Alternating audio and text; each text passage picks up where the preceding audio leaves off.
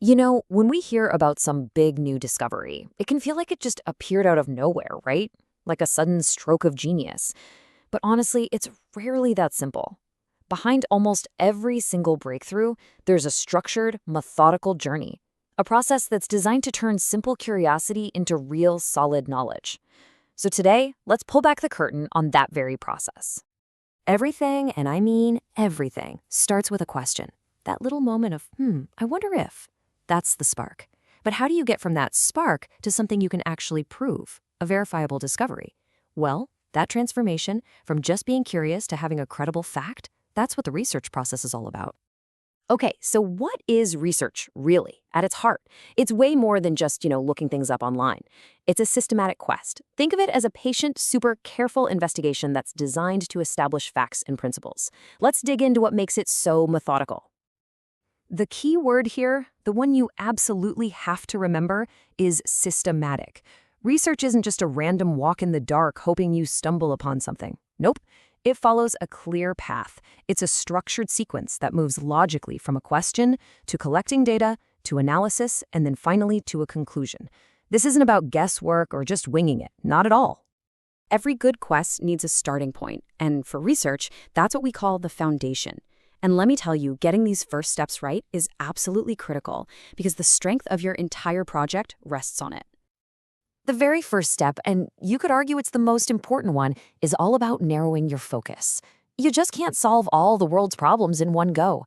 You have to take a big, broad area of interest and carefully chisel it down into a single, well-defined and, this is key, a solvable research problem. So this foundation really rests on two main pillars.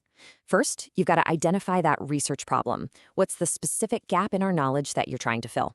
And second, you have to conduct what's called a literature review. This part is so crucial because you need to understand what other smart people have already discovered about your topic. And this is exactly why that literature review is so powerful. It literally saves you from reinventing the wheel.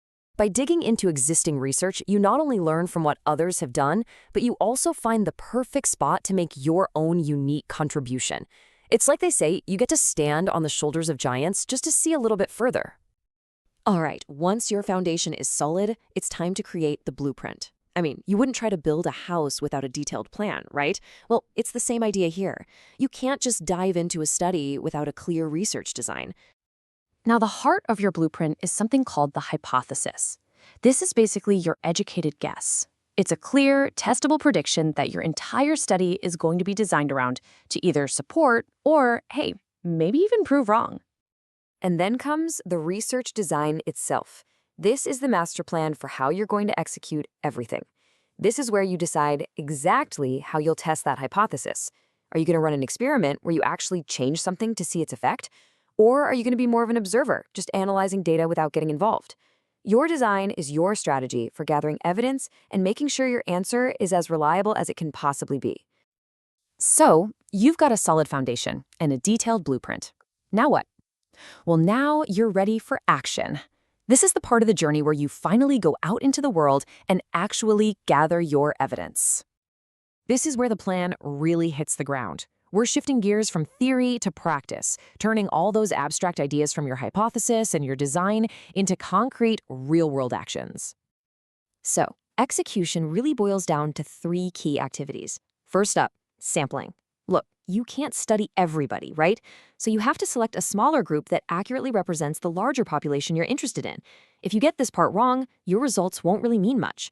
Second, you collect the data, using whatever methods you laid out in your research design, like surveys or experiments. And finally, there's the data analysis. This isn't magic. It's a systematic process of organizing all that data, looking for patterns, and seeing if it supports your hypothesis. This is where you find the answer to your question. But listen, the quest isn't over just because you found the answer. A discovery is only truly valuable once it's shared with the world. So this final phase is all about communicating what you found. And that's where the research report comes in. Think of it as the official record of your entire journey. It details everything, from your very first question to your final conclusions. It outlines your methods so that other researchers can understand, critique, and even try to replicate your work. This is how knowledge grows, as a big collective effort. So there you have it. That's the path. a systematic journey that takes you from a simple question to a verifiable discovery. It's an incredibly powerful tool for anyone with a curious mind. So, the only question left is, what will you investigate?